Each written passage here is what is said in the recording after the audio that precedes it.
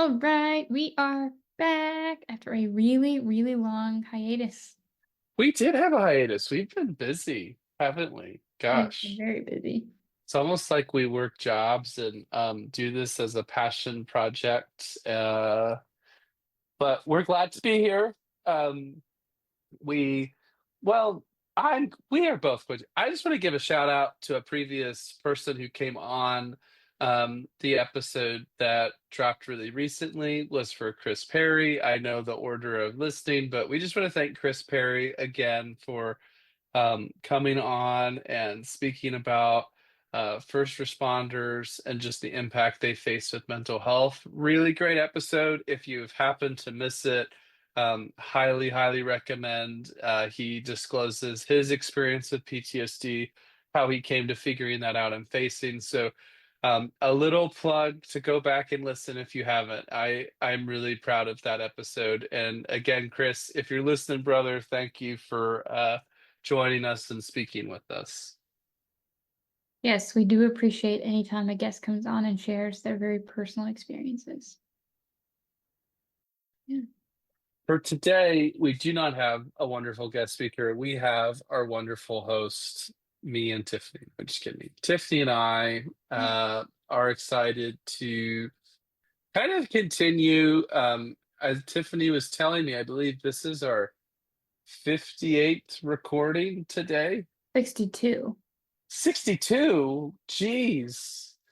They really sneak past you. It's because of the break. That's awesome. But we just want to say thank you for being here, but also we're continuing to find new topics and new things to talk about. So today we're going to talk a bit more about trauma-informed couples therapy. Um, I'm a nerd. I have talked about couples therapy multiple times already today, even done couples therapy today for some of my patients. So I'm really excited to talk about this. It's a topic that's really near and dear to my heart. But Tiffany, I don't want to steer us already. So is there anything you'd like to say about trauma-informed couples therapy? I was just briefly going to define it from what I've found, not the expert on couples here. Want to make that very clear. And that it is therapy that focuses on safety, empowerment, and collaboration.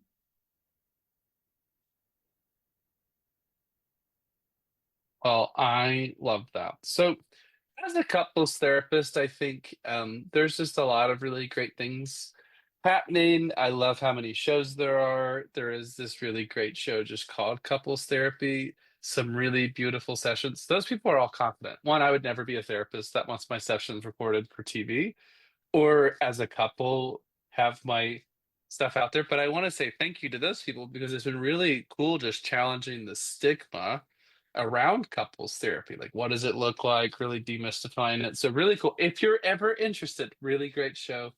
I also think of the great show that won a lot of awards here recently, Shrinking, doing some really great work.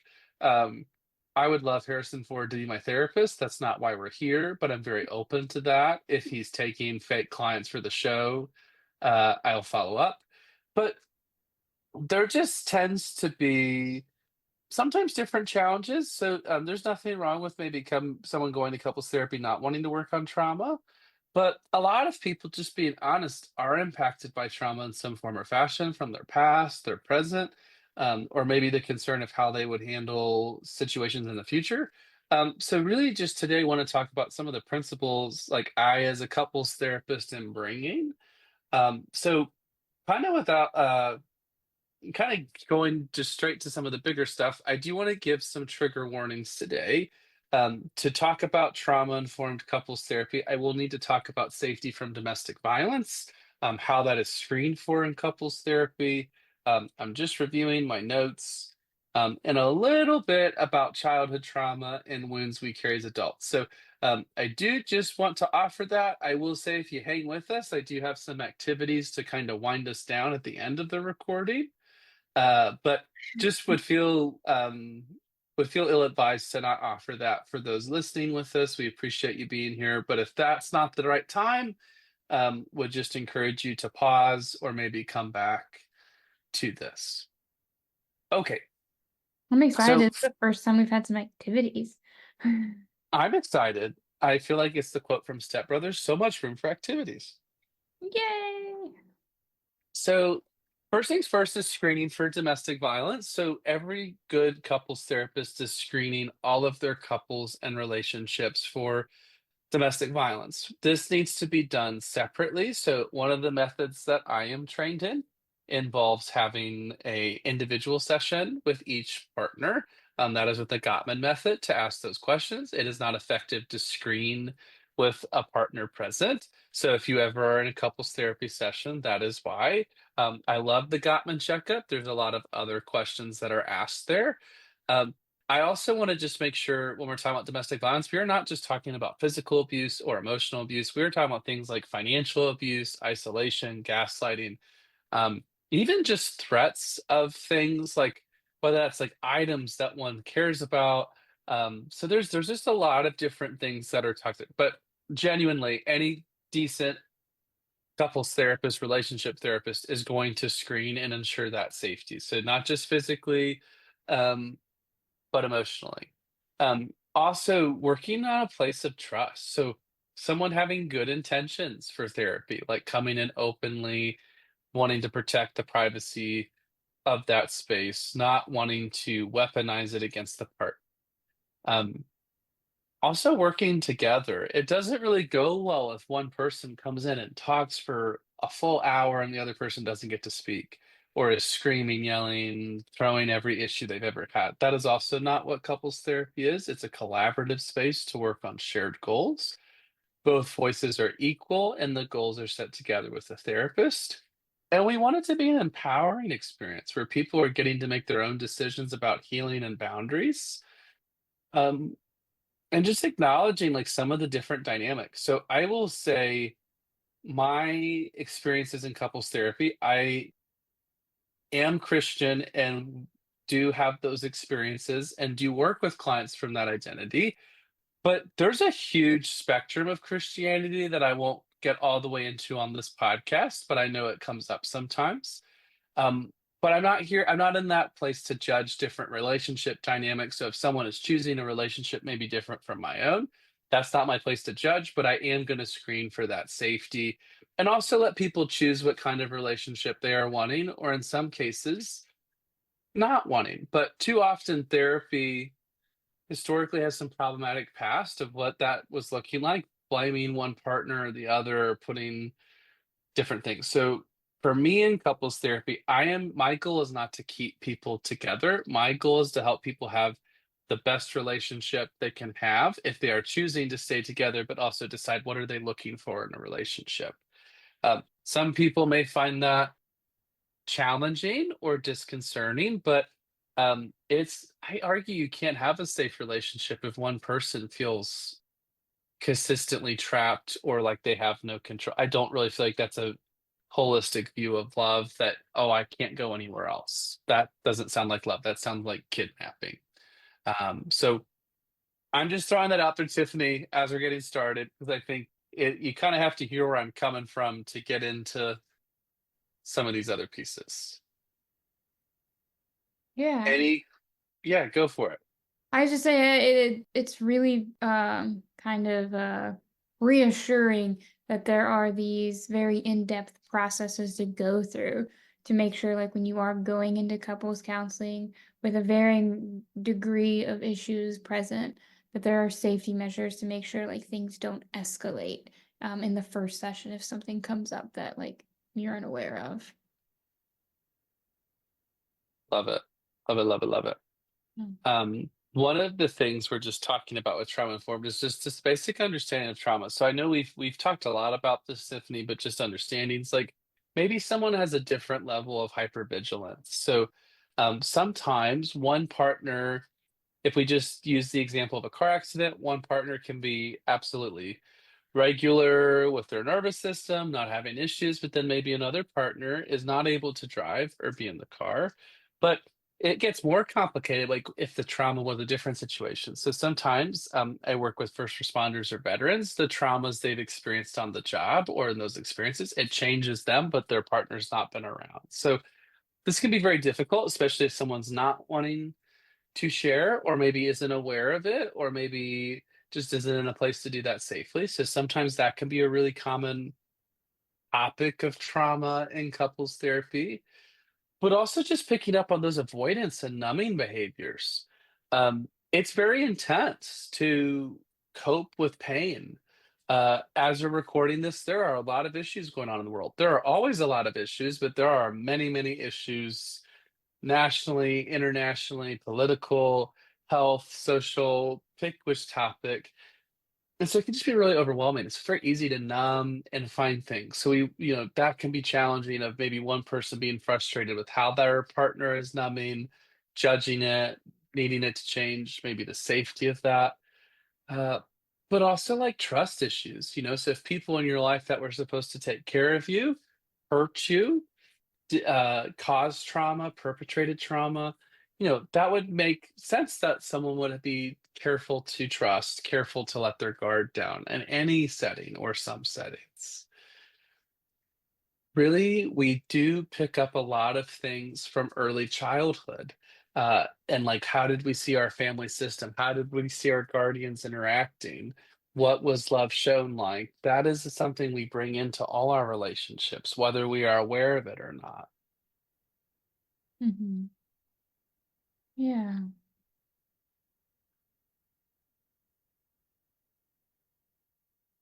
And when we're talking about trauma, we can't talk about trauma and not talk about triggers. There are different triggers. One of the challenges with couples therapy is how do we handle situations where both partners are triggered for different reasons? Who do we support? Who do we go? So there's no right or wrong, maybe answers to that. It's very complicated. It's personal to the couple. But in couples therapy, some of the goals we would try to have for trauma informed is bringing awareness of trauma, how it's impacting the person, how it's impacting the relationship, and trying to find ways to induce more safety and reduce re-traumatization. So if someone's reaching out to say, hey, you are safe, like you believe in me, you're going to be here, and that bit is missed, that can add to that trauma, that wound, and then someone being shifted from a safe person to an unsafe person. Like many shows are showing, a lot of focus is on communication in couples therapy, but also just hearing different perspectives, maybe understanding your partner. A lot of times, if there's conflict in a relationship, there's a lot of talking, there's not a lot of listening, or there's maybe no communication. And so it's like just a great way of trying to have effective communication and bring more empathy and understanding. Hmm. Uh, and what we will get to later today is some examples of these, but having some regulation strategies, things you can do on your own, things you can do together. But we really can't get into trauma without having those tools in place to have a safe session and have ways for people to handle things that come up outside of session. Yeah. Making sure there's that safe space for everyone involved. Yes. So one thing is just we've done so much psychoeducation, and if you really want to hear a podcast episode on the impact of trauma on the nervous system, check us out. Tiffany has a great discussion about trauma and how it impacts the nervous system in different ways. She is a pro, but not everybody even knows what trauma is. Um, I have this very silly example of like, I used to get really scared traveling. I don't know if it was a trauma response, but I'm just going to say it is for the purpose of this discussion. And I have this memory being at dinner with some friends traveling. uh, I'm in grad school to be a therapist, and they're like, "Oh, hey, why aren't you eating?" I was like, "Oh, I just don't eat when I travel the first day." But it's like, it's just a thing. I'm fine. And they're like, "That's not that. That's anxiety, or that's like." And I was like, "Oh." So sometimes you just don't have that insight of like, "Oh my gosh, that is what that is." That is a trigger. That is this. So really, just like basic understanding, basic education of what that looks like, but just doing some grounding exercises. Um, I'm gonna just do one right now. So easiest one ever. 5, 4, 3, 2, 1. 5 things you see, 4 things you can touch, 3 things that you hear, 2 things that you smell, 1 thing that you taste. I tell all my clients you don't have to memorize. If you mess up the order, it's okay. You still checked in with your 5 senses. So Tiffany, I'll do it and then I'll have you do it if that's okay. So I can see my cough drops, my fidgets, my football fidget, and my chapstick. I can touch my pen, my computer, my dog, and my footstool. I hear my fish tank, my sand tray, and my air. I smell my candle and my cough drops, and I can taste my cough drops. I do mine slightly different. For one, I do name one positive thing about the day. Well, aren't you a good therapist changing things up? Well, I it's so love it. hard. It's so hard to like have cough drops or something to put in your mouth when you're out and about. But If you always have a cough drop, you'll never be ill prepared. Eric Stone, 2025. No, I'm just kidding. That's good. That is a common question clients bring up. I never have anything to put in my mouth, and like I'm just like, just do a positive thing about yourself. That's solves the problem. But five things I can see is my chapstick, my computer screen, keyboard, my notepad, my pen. Four things I can touch is my tea mug, my mouse, my keyboard, my pen. Three things I hear is my computer humming, the AC running, and I'm gonna lie and say there's birds outside because everything else is quiet. Um, Because you two things I smell is my candle and my tea. And one positive thing for the day is we got some rain. we do need the rain. In classic Midwest fashion, we do need the Yeah. rain. Sure. Very easy. I'm gonna say, Tiffany, I'm polling the audience. I'm gonna say you pass. It's just the two of us, but I think that was good. It was good. Other things could just be some fidget tools, taking a breath, pet your dog, take a reset, go outside, touch some grass, go touch a tree, go for a walk. I Just do cannot something. get the image out of my head. I can't remember what cartoon it was that they joked out touching grass and someone went out and just like rubbed the grass. There's some type of therapy modality that I'm not trained in, and I don't know how I feel about it. That is literally like you bring grass inside and then incorporate it for grounding. Um, I'll look into it, but Is it not like turf or actual grass? both. I should bring in some Easter grass and just like throw everyone off. Yeah, I mean, I don't want to make fun of it, like, but I also like we have to use evidence based. So I'm curious, but just Santi, go outside, take it like just even the temperature change, right? Of being outside to indoors, or like Tiffany talked about the rain, feeling the rain. So just helpful reminders. Um, but also just having some ways of checking in. We don't always realize, the little things like a kiss goodbye, a hey, what's your day looking like? How was your day? How's the day going? Hey, what do you want to do this week? Like we just get so much from that. I mean, even just the ritual of like, how do you handle if someone's sick? How do you handle if there's just very, very helpful. Uh, in general, just having some of those outlets. But also, we are working a lot on communication skills. I could nerd out, but that is a lot of what therapy is. But I will say, whether it's the Gottman method or EFT, different therapies, like it's, really boils down to making it work for your relationship and yourself. Um, I had a couple who, in the Gottman method, it's called a break. They were inspired by the Snickers commercial and they called it Snickers. And I thought it was awesome, but it actually really worked well for them. And they were able to honor the break and it worked very well.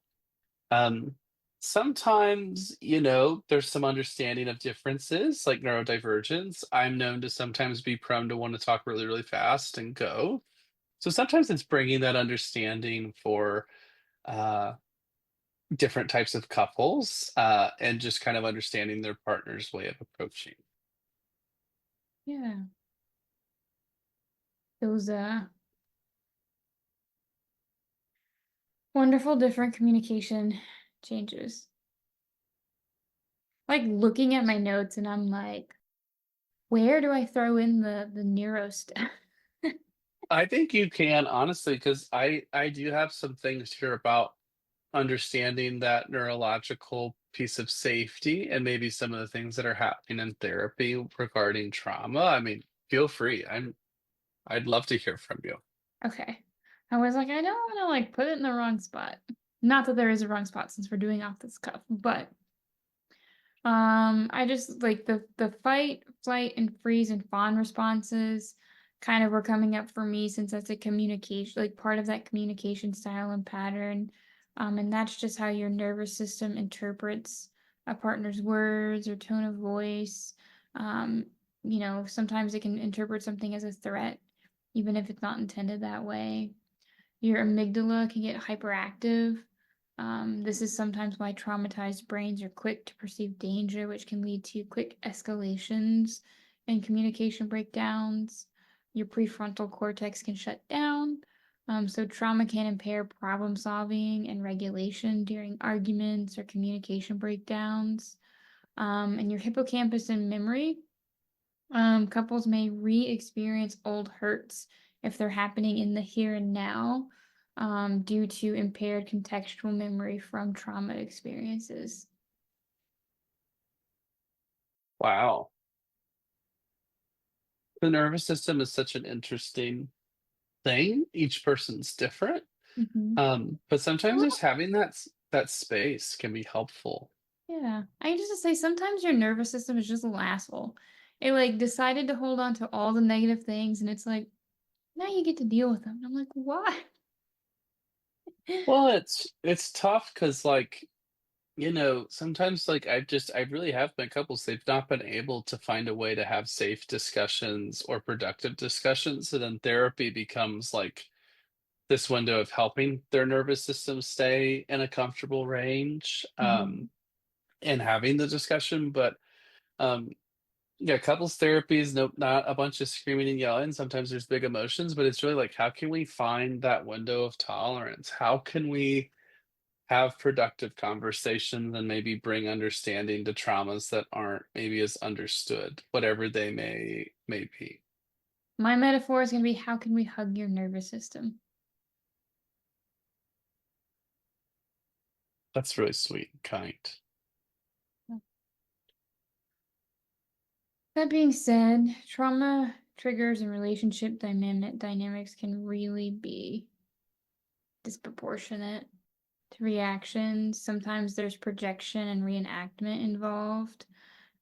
This is your wheelhouse, but the role of polyvagal theory, safe connection versus defense states, cues of safety, tone of voice, facial expressions, and posture can really help create a healthier foundation for, creating calmer nervous systems that feel like they're supported, and a foundation for healthier communication patterns. Um, I think that's very interesting. Um, I think maybe the quickest thing on polyvagal theory as it connects to this is just this idea of being activated in that fight, flight, uh, flee reaction. I think it can be very overwhelming for a lot of people when they're in that state, but some people don't recognize they're there all the time or maybe consistently having issues being there. And so sometimes it's drawing that attention, but also finding things that people can do on their own to get out of that place or things with their partner. And so that is something too of like, how can we approach this? I will say a lot of my couples are parents. And so legitimately one of the things we have to talk about is like, what could you do around your kids? What could you do? Um, just not because everyone can't just leave the house, go for a run. Those are just some big there's some big logistical barriers Mm, sometimes. that makes me, we're gonna hot seat Eric for a minute. When you're working with parents and they're in that situation, like getting escalated or being triggered in front of children, like, how do you handle it? Like for the people out there, like probably scratching their brain in the same way, I'm like, Mm. what are some general like tips that we could use, or how the do you go about dealing with that? Well, I think for kids, as a parent myself, I do relate to those challenges. So I try to be really specific of like what is the setting and age of the kids, but if in general, if it's a car, just putting some music on, kind of tabling that discussion, if it's not going well. I know some parents won't have conflict in front of their kids, some will, so that's not a judgment statement, but just kind of agreeing to pause. Um, where it gets really hard, to be really honest, is like if both parents are dysregulated, but your kids require parental supervision, they can't be left on their own, and that gets tough. So I honestly can't give a blanket statement to that, but I will say what I try to do is help my couples identify maybe who is more dysregulated if they can, or trying to rotate that. Um, is it like, can you be in the room with your kid and just sit for a second, maybe have your phone? And this isn't where I'm judging parents. It's like, can you put an episode of a show on for your kids? Can you give them a toy or a snack? I mean, a few minutes, or can you rotate? Can one of you step out for a few minutes and the other come back and kind of do something like that? But I would say there's really not a right answer, but I mean, there are some wrong ones, like getting really explosively angry, throwing things, screaming, yelling. Like, that's not helpful. So I would say there are some wrong ways to handle that, but I will say it's tough if that's the dynamic you've witnessed your parents show their anger and conflict, or I have a lot of clients who have never seen conflict with their parents, so they don't really have a comparison, or the comparison is very dramatic. They witnessed a lot of things. Yeah. I went it can be frustrating to be sometimes on either end of the spectrum of like being in a family that role modeled explosive arguments and then figuring out a system moving forward that works for you that's different than that, or being on the opposite end where like hard conversations were never role modeled, and when you get into a place of having to have conversation like hard conversations, figuring out skills for that as well. Yeah, and I would say maybe on that, I know there's just so many different cultural pieces or types of relationships. So, like, you might notice I don't say very definitive statements other than about domestic violence. I'm very comfortable making definitive statements, but genuinely, every relationship is different. There are different beliefs. And so, as long as my only thing is, as long as someone is willingly and enthusiastically choosing, so basically with consent, that is their business, that is not mine. We could get into the nuances of people feeling controlled or less options, but I really think that there are lots of different types of relationships. And so I would say as a couples therapist, my goal is not to judge or make people feel judged, but just to help support them with the goals they have or find steps forward. I'm not trying to be toxic masculinity. I will say that a lot of my male clients, like myself, were maybe growing up less accustomed to maybe using their emotional intelligence or practicing those skills, not because they can't, just because of socialization. So it's kind of finding ways they can build those skills and muscles. And they do fantastic work. Sometimes it's building their skills while their partner is working on something else. But sometimes it's different things we're working on, which is one of the beautiful things of couples therapy, relationship therapy, but also one of the challenges is you may be in a different place, but growing together. Um, just looking in, I thought I might just offer a sample session, like outline if it was a 1 hour session. So typically, there's a check-in. How is the week going? Anything come up of significance worth sharing? Doing a little winding in, maybe a little grounding, and then focusing on maybe a specific trigger, or maybe like working on developing safety outlets for the couple, and then kind of practicing whatever that is in the session. And then just making that plan for homework and ways to kind of unwind. We really need homework in therapy, 1 hour a week or every other week or whatever the case may be. So much more time outside of therapy to do that. And I will just say, maybe you're listening and you're not sure if you want to do couples therapy, like that's okay. There are lots of great free resources like the Gottman website. They share a lot of great free articles or even sometimes workshops for couples. Um, they charge a small fee, but there's even like a Gottman card deck with some great questions to kind of facilitate. But just checking in, like what do you know about your partner's world? What do they enjoy about their life? Really different things. Yeah, being able to utilize all the resources that are around you and take the steps in a manner that like makes sense for you. Like there's no pressure to rush or push through anything. I did have maybe a hot seat question, maybe another hot seat question. If someone is considering trauma-informed couples work, how would you define or help someone understand what the therapist's role is in couples counseling? What is the role of the couples counselor and what? I'm so sorry. In trauma-informed couples work. Setting the pace. So setting expectations and boundaries and holding that safety is on the couples therapist. If you go too quickly, push too hard, too fast, you're going to overwhelm one or both partners. So that is the role of the couples therapist. Sometimes that's really powerful. Like maybe a partner's used to having to worry about taking care of the partner, which there's nothing wrong with taking care of partners. I want to be very specific, but like to carry that while you're trying to work through your own stuff is very unhelpful. Um, but also making sure it's safe, feeling non-judgmental, was actually on my list too to make sure to share. So I think pacing, safety. I would say as a trauma-informed couples therapist, I say a lot of what we're going to do. Like, this is what we're going to talk about today. This is the plan. This is what we'll talk about next time. Giving people outlets, like if we ever, like I talk with all my couples, like, hey, if for whatever reason we can't have that conversation that day, just let me know and I'll still check in with you. Um, but yeah, it can be really beautiful. I don't think it has to be a negative thing. I think it's cool how trauma informed therapy is.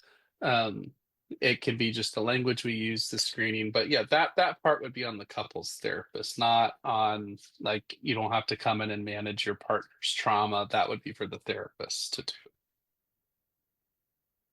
Yeah. Thank you for letting us know like what is the therapist's responsibility. Maybe clarifying some role uh responsibilities for people out there considering couples therapy. You are so welcome. Yeah. And I think that's like everything I had, but I don't know if you have more.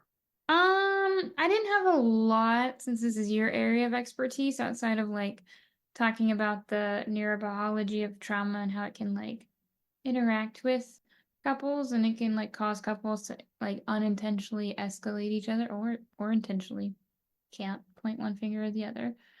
But other than that, like yeah, most of mine was just questions for you since you're the expert on couples therapy here. Well, thank you for letting me talk about this. It's something I'm sure we'll talk about more of, but I appreciate the discussion.